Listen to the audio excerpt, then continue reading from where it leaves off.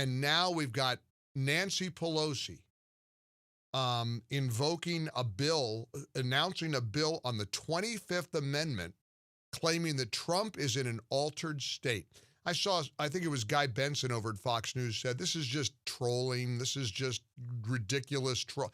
No, it's not trolling. It's a nefarious effort to thwart votes, to influence people to be afraid to vote for the President of the United States.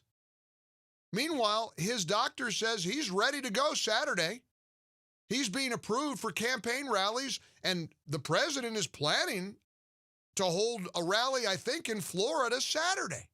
That's tomorrow, right? Last time I checked. Is this Friday? Where am I? Who am I?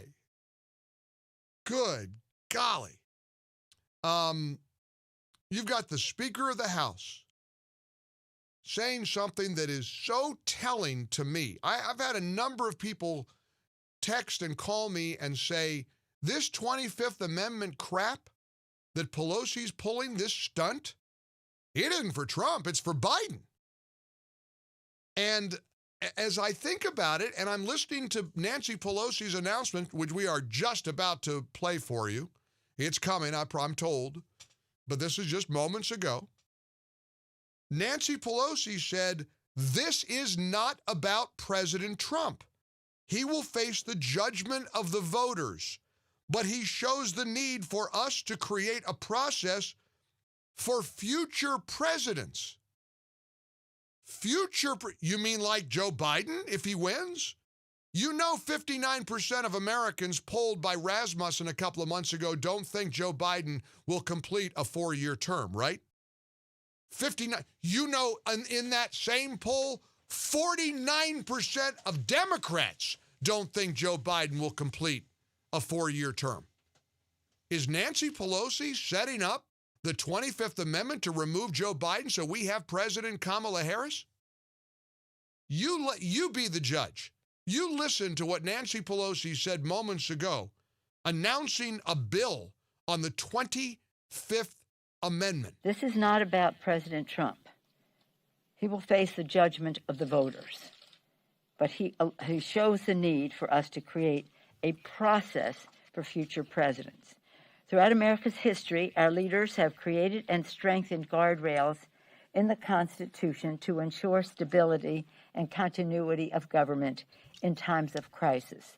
The 25th Amendment creates a path for preserving stability if a president suffers a crippling physical or mental problem and is, unquote, in the amendment, unable to discharge the powers and duties of his office and transfers his powers. Incidentally, Madam Speaker, you're supposed to put the mask over your nose and your mouth, not just your mouth. She's got her mask slipping down so that her nose is exposed. You just jeopardized the lives of all the people in that room, Madam Speaker. Don't you know about your mask? Put it over your nose. You should see that video clip.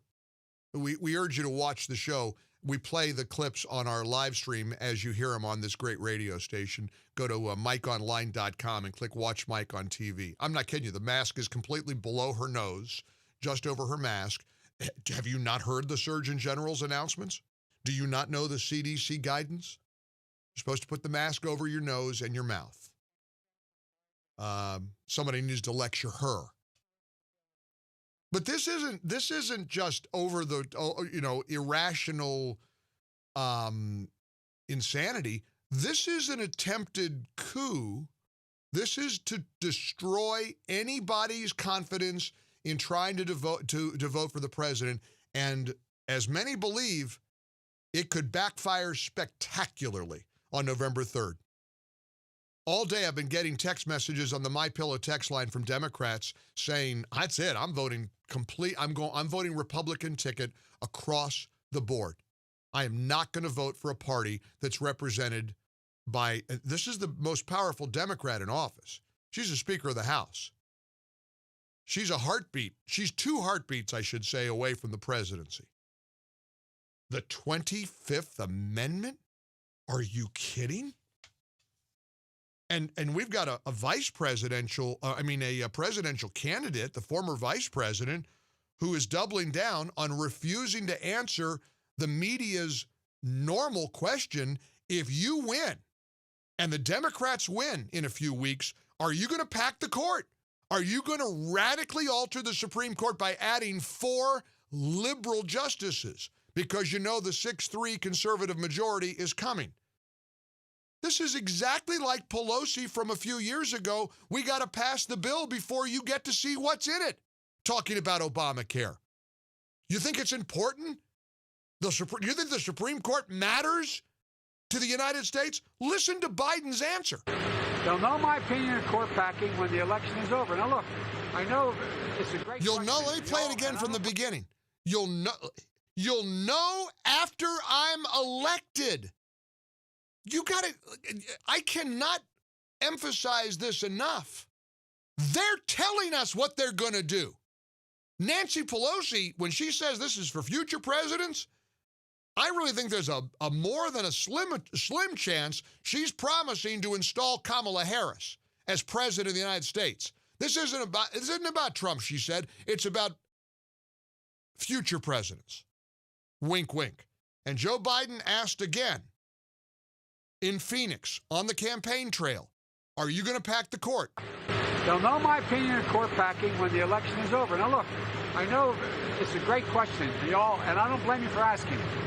But you know, the moment I answer that question, the headline in every one of your papers will be about that. Other than focusing on what's happening now. The election has begun. There's never been a court appointment once an election has begun. But 4 million or so people have already voted. You listen, if the media isn't losing its mind over that, they won't lose their mind over anything the Democrats are trying to pull. 25th Amendment, removing the president, an attempted coup, that's a walk in the park. That's a walk in the park. That's nothing. That's nothing. That's child's play. Here's U.S. Senator Ron Johnson. The U.S. is in a constitutional crisis. This is a crisis in the executive branch perpetuated by subordinate officials who don't see themselves as answerable to the president. They have effectively established a fourth branch of government, a permanent, unaccountable bureaucracy. Started with leaks. It started with Ukraine, Russia, impeachment. Throughout this constitutional crisis, Ron Johnson points out, many journalists abetted the plotters by abandoning even the pretense of objectivity and claiming that Mr. Trump poses a grave threat to the country. These members of the press were willing recipients of leaks that created and perpetuated the false narrative that the Trump campaign colluded with Russia. Not one member of the media has exposed these sources of false information. They know who the leakers and the plotters are. They won't tell you. Here's what we do know. On July 5th, 2016, then FBI Director James Comey overstepped his authority and publicly exonerated Hillary Clinton while criticizing her conduct. The same day in London, the FBI met with Christopher Steele, author of the now debunked anti-Trump dossier. U.S. intelligence agencies received reporting that Russians believed Hillary approved a plan on July 26, 2016, to stir up a scandal by tying Trump to the Russian hacking of the Democrat National Committee email server. Then CIA Director John Brennan later briefed Obama about this reporting. Gina Haspel, at the time, now CIA Director, was the agency's chief of station in London. We have reached the moment of truth, Ron Johnson writes in the Wall Street Journal. We'll post this editorial at MikeOnline.com so you can read the whole thing. He says, for years, our efforts to obtain documents and testimony from federal intelligence agencies, including the FBI and the CIA, have been stonewalled. Now Mr. Trump has authorized his subordinates to declassify and provide all information relevant to our investigations. Will they comply? Or will the insurrection continue? We will hear howling and screaming that the president is politicizing the agencies and threatening national security. But what is the greater threat to our democracy, he asks? Transparency or the continued cover-up of an attempted coup against the duly elected president of the United States? We're seeing it now. 25th Amendment? Let's dive in. 1-800-655-MIKE.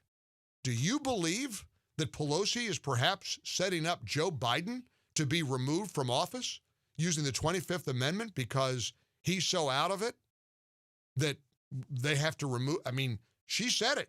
We're not talking about Trump, she said today. You heard her. We're talking about future presidents. Who are you worried about if you're not worried about Donald Trump? Well, I don't want to engage in a wild-eyed conspiracy theory, but it seems pretty suspicious to me. We're in the ReliefFactor.com studios, 1-800-655-MIKE. I hope you join us.